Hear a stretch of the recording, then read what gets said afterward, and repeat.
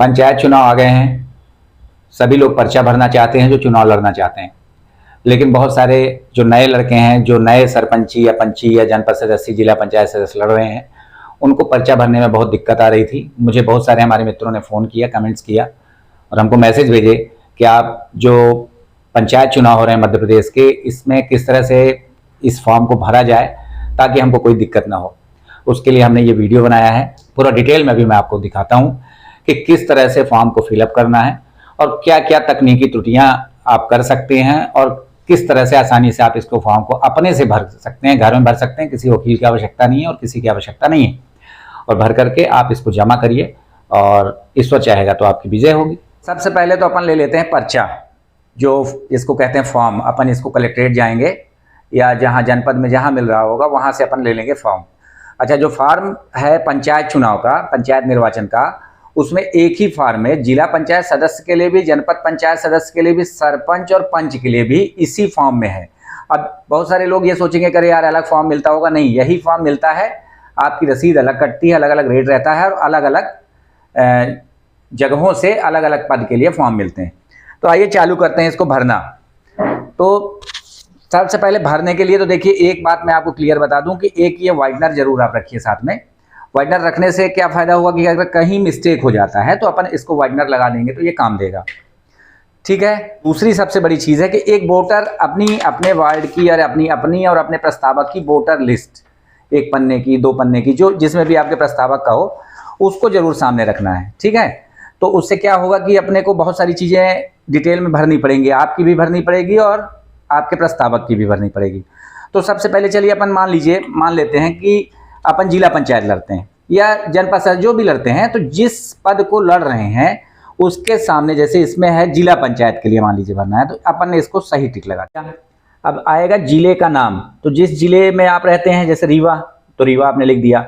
अब देखिए महत्वपूर्ण बात यहाँ पर, अगर आप जिला पंचायत सदस्य का चुनाव लड़ रहे हैं तो इस कॉलम को फिल करना है। अगर जनपद पंचायत का लड़ रहे हैं तब इसको भरना है, या अगर इसमें निरंक या क्रॉस, या तो निरंक लिख दीजिए या क्रॉस कर दीजिए। सरपंच का यदि आप लड़ रहे हैं तो इसमें सरपंच का भरिए, तो यहाँ निरंक कर दीजिए या क्रॉस कर दीजिए। तो अपन मान लीजिए जिला पंचायत का भर रहे हैं तो अपन ने इसमें लिख दिया रीवा। फिर निर्वाचन क्षेत्र वार्ड क्रमांक मान लीजिए 2 लिख दिया, बाकी को निरंक कर दिया। सरपंच को क्रॉस कर दिया, निरंक कर दिया। ठीक है। अब इसके बाद यहाँ पर आता है अभ्यर्थी का विवरण। तो अभ्यर्थी का नाम लिखा, इसमें लिखा अभ्यर्थी का पूरा नाम हिंदी में, तो चाहे तो वरुण भर लिख दें, चाहे तो वरुण सिंह हो या जो भी हो वो भी लिख सकते हैं। फिर अभ्यर्थी के पिता का नाम जो भी हो, तो यहाँ पर जो आधार कार्ड में लिखा हो या जो भी है उनका नाम वो लिखना है। फिर उसके बाद अभ्यर्थी के डाक का पूरा पता आपने लिख दिया, रीवा मध्य प्रदेश या जो भी है। तो इस तरह से आपको जितनी भर चीज़ें इसमें लिखी हैं वो डिटेल लिखना है। यहाँ भर आपको मैंने बताया कि अगर आप जिला पंचायत का लड़ रहे हैं तो केवल जिला पंचायत के बारे में जानकारी दीजिए, यदि जनपद पंचायत का लड़ रहे हैं तो जनपद पंचायत की जानकारी दीजिए। सरपंच का लड़ रहे हैं तो आप अपने ग्राम पंचायत की जानकारी, सरपंच की जानकारी दीजिए। फिर इनको नहीं भरना है, ऊपर वालों को निरंक या क्रॉस कर देना है। ठीक है ना। तो पंच का लड़ना है तो पंच के लिए आप पंच की जानकारी दे दीजिए कि किस जनपद पंचायत से और किस ग्राम पंचायत से, किस वार्ड से आप पंच का लड़ रहे हैं। तो इस तरह से आपका फॉर्म बिल्कुल जो है तो सही, जो आप इसको अच्छे से पढ़ते हुए इसको भरिएगा, है ना। अभ्यर्थी मतलब स्वयं जो चुनाव लड़ रहा है। अब उनके पिताजी का नाम यहाँ लिखना है। ठीक है। फिर अभ्यर्थी के डाक का पूरा पता, मान लीजिए जहाँ नंबर, वार्ड नंबर, मकान नंबर जो भी होता है वहाँ पे आदमी को लिखना चाहिए। फिर उसके बाद यहाँ पर अभ्यर्थी का नाम मतदाता सूची में कहाँ दर्ज है। अब ये यहाँ पे वोटर लिस्ट की आपको आवश्यकता पड़ेगी, तो आप वोटर लिस्ट अपना उठाइए और वोटर लिस्ट में आप ये देख लीजिए कि भाग क्रमांक, वार्ड क्रमांक कहाँ क्या है, कौन सा नंबर में हमारा नाम है। तो यहाँ पे ये बहुत ज़रूरी होगा देखना। तो आपने मान लीजिए यहाँ लिखा कि किस जनपद पंचायत में नाम है, मान लीजिए आपने लिख दिया रीवा। ठीक है। अब कौन सी ग्राम पंचायत, तो मान लीजिए लिख दिया आपने मैदानी। ठीक है। मैदानी के अब जो आपका जो ग्राम पंचायत है वहाँ का आपका वार्ड क्या है, तो मान लीजिए वहाँ पर 1 है, 1 वार्ड। अब वहाँ पर 1 वार्ड में, एक वार्ड में 50, 60, 70 मतदाता होते हैं, तो कौन से नंबर में है, तो 21 है कि 22 है, आपने लिख दिया 22। ठीक है।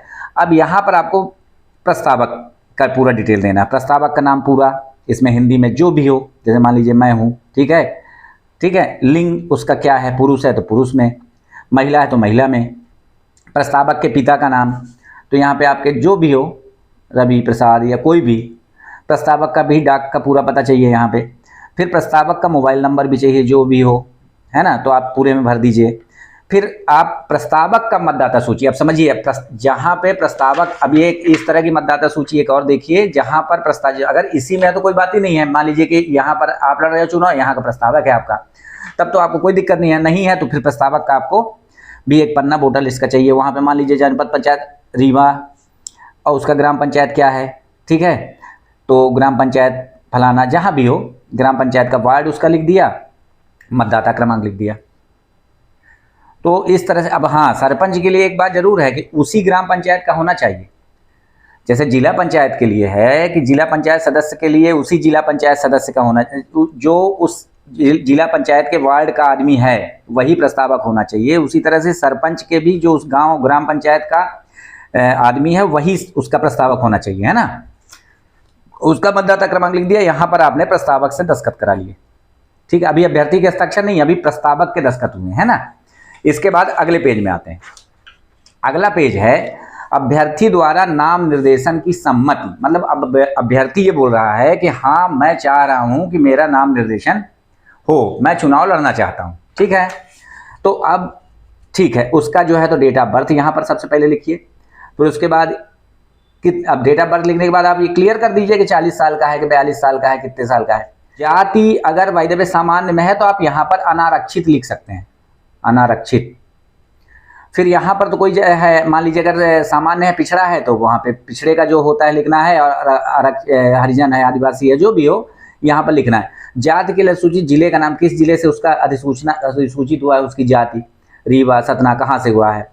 मत पत्र में मुद्रित किए जाने वाला नाम हिंदी में, यहाँ पे जैसे बाय द वे आपका नाम वरुण है, वरुण के पिता का नाम कुछ और है, आप चाहते हो कि मत पत्र में आपका नाम वरुणेश कुमार लिखा जाए, तो वो भी हो जाएगा। तो आप वरुणेश कुमार लिख दीजिए, जो भी आप चाहें, मतलब अगर चाहें तो बदल सकते हैं। और यहाँ पर अंग्रेजी में आपको लिखना होगा, आपने अंग्रेजी में लिख दिया। फिर यहाँ पर जो लड़ रहा है चुनाव, अभ्यर्थी का मोबाइल नंबर आपको लिखना है, ठीक। अब यहाँ पर अभ्यर्थी ने स्वीकार कर लिया कि हाँ, जो मेरा प्रस्तावक कह रहा है, प्रस्ताव दे रहा है कि मैं चुनाव लड़ूं, हाँ मैं स्वीकार करता हूं, तो यहाँ पर अभ्यर्थी का दस्तखत हो जाएगा। उसका यहाँ पर पूरा फुल नाम लिख देना है, दिनांक डाल देना है, जिस दिनांक को आप ये पर्चा भर रहे हो। अच्छा, अब बहुत जरूरी चीजें हैं यहाँ पर, हाँ और ना। नाम निर्देशन पत्र के साथ संलग्न दस्तावेज में आपको बताना पड़ेगा कि मैं दे रहा हूं कि नहीं दे रहा हूं। शपथ पत्र देना जरूरी है, शपथ पत्र के लिए आपको हाँ लिखना ही पड़ेगा, तो आपने यहाँ पे लिख दिया हाँ, ठीक है। फिर आपका अगर सामान्य है, जाति प्रमाण पत्र की आवश्यकता नहीं है, तो आपने लिख दिया नहीं, ठीक है। प्रतिभूत राशि जमा की रसीद, हाँ ये तो देना ही पड़ेगा, क्योंकि आप जब जमा कर दोगे तभी आप फॉर्म दाखिल कर सकते हो। विद्युत कंपनी का बकाया का जो अदेय प्रमाण पत्र आपको देना है, हाँ लिखना ही पड़ेगा और देना भी पड़ेगा। ये रिटर्निंग ऑफिसर के द्वारा भरा जाएगा। फिर नाम निर्देशन पत्र स्वीकृत, हाँ ये भी रिटर्निंग ऑफिसर ये लिखेंगे कि इस वजह से इनका नामांकन स्वीकार किया गया। और फिर ये भी रिटर्निंग ऑफिसर के दस्तखत होंगे। ये आपको कुछ नहीं करना है इस पर। आपको मेन चीज़ हाँ क्या बताना था, मेन चीज़ बताना था कि आपको नाम निर्देशन पत्र के साथ अभ्यर्थी द्वारा रिटर्निंग ऑफिसर के समक्ष प्रस्तुत किए जाने वाला ये एफिडेविट, शपथ पत्र, ये बहुत जरूरी है। तो इसको आप अच्छे से पढ़ लीजिएगा। जिला पंचायत, जैसे मैंने अभी आपको बताया, जिस जिला पंचायत से आप लड़ रहे हैं, ग्राम पंचायत से लड़ रहे हैं, जहाँ भी लड़ रहे हो, तो वहाँ आपको इसका डिटेल लिख देना है। यहाँ पे एक फोटो लगा देना है, अपना नाम लिख देना है, पिता का नाम लिख देना है। उसके बाद अपना जितना इसमें लिखा है इसका पूरा डिटेल दे दीजिए और सही जानकारी देना है। जो भी आपके पास है, अगर कोई आपके खिलाफ मुकदमा है, आपके खिलाफ बंदूक है, आपके खिलाफ जमीन है, जितना इसमें एक एक पॉइंट को आपको इसको पढ़ना है, तो आप इसको कायदे से, चाहे आप हाथ से लिख दें, चाहे आप किसी से फॉर्मेट करा के टाइप करा लें, ठीक है ना। और हाथ से भी यदि आप लिख देंगे तो भी एफिडेविट माना जाएगा। इसको नोटराइज करेंगे तो नोटरी इसमें टिकट लगा देगा, टिकट लगा के अटेस्ट कर देगा, तो इसको फिर अपना जो निर्वाचन आयोग है, रिटर्निंग ऑफिसर हैं, वो आपको आपके एफिडेविट को मानेंगे और ये एफिडेविट आपका सार्वजनिक किया जाएगा। इसलिए आप ध्यान रखिएगा कि इसमें कोई भी त्रुटि नहीं होना चाहिए। तो मेन आज आपको बताना था पंचायत चुनाव का कैसे आपको नाम निर्देशन जमा करना है, और मैंने मेन पॉइंट आपको बता दिया है कि ऐसे ऐसे करना है। अगर आपको हमारी दी हुई ये जानकारी अच्छी लगी हो और मैंने आपको सही जानकारी दी है, तो आप लोग मिल करके हमारे इस चैनल को सब्सक्राइब करिएगा। ये फॉर्म भरने के बाद आपको और क्या दिक्कतों का सामना करना पड़ सकता है और क्या क्या अगर कोई दिक्कत आती है तो किस तरह से आप उसका सलूशन निकाल सकेंगे, ये भी मैं आपको बताता रहूँगा बीच बीच में। तो अगर हो सके तो आप हमारे इस चैनल को सब्सक्राइब करिएगा। तो आज की विशेष जानकारी यहीं तक, बाकी खबरों के लिए फिर मुलाकात होगी। तब तक के लिए नमस्कार, प्रणाम, जय हिंद, जय भारत।